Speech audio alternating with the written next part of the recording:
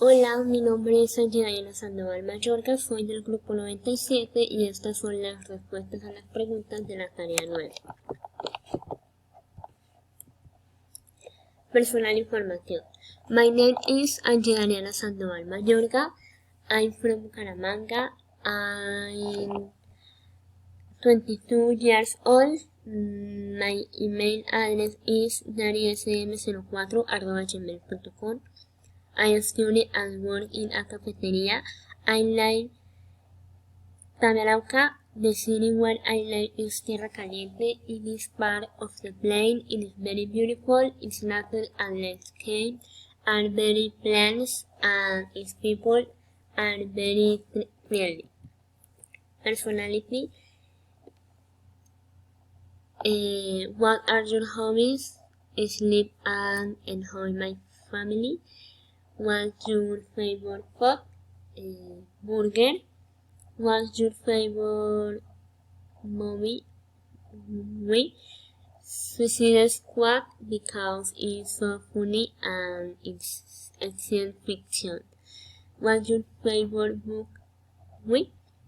Alferi by Paulo Coelho, because it has a very interesting and romantic plot. Mention some of your qualities, positive and negative qualities. Positive. Kind, cheerful, understanding, smile, and supportive. Negative, impulsive, dramatic, jealous, and less. Routines and waking plans. Describe your daily routine. My daily routine starts at 7 a.m. I get ready to go to tutoring elementary school children at 11 a.m. I go to my mother to make lunch. At 4 p.m. I go to work in a cafeteria and I leave at 9 p.m. I arrive at my house, I have dinner, and I go to sleep. What do you usually do on weekends? On weekends, I visit my family and share with them.